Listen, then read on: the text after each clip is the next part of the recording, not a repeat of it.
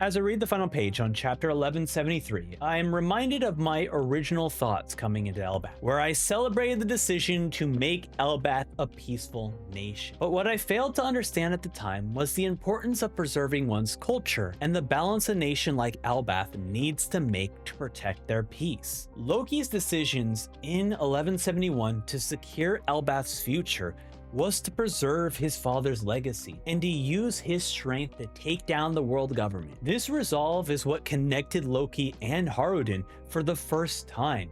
The warriors of Elbath wishing to protect their own country and their father's legacy. Loki flexes his strength by freezing one of the nightmares attacking Elbath, using an attack called Niflhelm. But the threat of other nightmares, including the Domi Reversi, Dori, and Bragi, who are wreaking havoc on the sun level, will require the strength of an entire nation. And that strength is found in Jarl's speech. In the danger of being killed, he reveals the truth about Harald's death. He clears Loki's name, and he declares the world government an enemy of Elbath.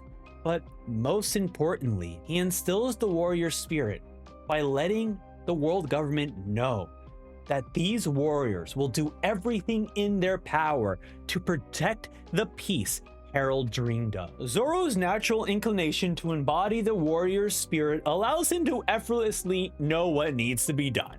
With his smug smile and his affinity to fight, he clears the path in a single strike to protect Jarl, and without hesitation, Zoro readies another attack against Dori and Bragi. The intentions of these next panels remain a bit of a mystery, as Dori and Bragi strike each other like they have done many times before in Little Garden. Were they attempting to strike Zoro but miss? Or did Jarl's speech ignite their warrior spirits to fight against each other? Imu's powers are not omnipotent. The contract Imu has with people are frail. We see this fragility with Gunko as she breaks through Imu's control when confronted by Brook. But unlike the dynamic between Loki and Harald, where his son cares for his father, Oda shocks us about Brook despising Gunko. His dialogue makes it perfectly clear that Brook has had all of this pent-up anger towards Gunko.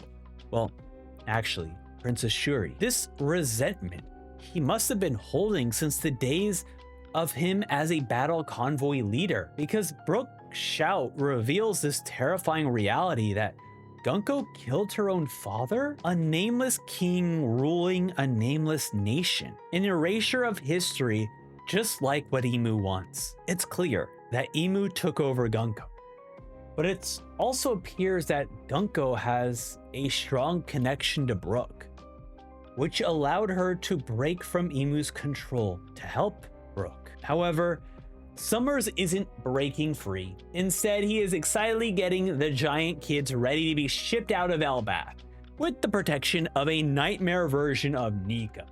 But the warriors of Elbath are not even flinching at the sight of their own sun god. And as the warriors fight back to save their children, Road, Gerd, and Goldberg come together for a 3-general Goku sovereignty attack and not only destroy the nightmare Nika, but the destruction of the trafficking ship. These last 3 chapters have been absolutely captivating as they embody what it means to be a warrior of Elbath and the weakness of Imu Domi Reversi. At first, it seemed like Imu's powers were unbeatable, but as long as you have a deep connection with the people around you, Imu can't do much. I expect us to see all the giants break free from being controlled in the next couple of chapters. Huge thank you to the Patreon, Twitch, and YouTube members for supporting the channel, and thank you all for watching. Bye now.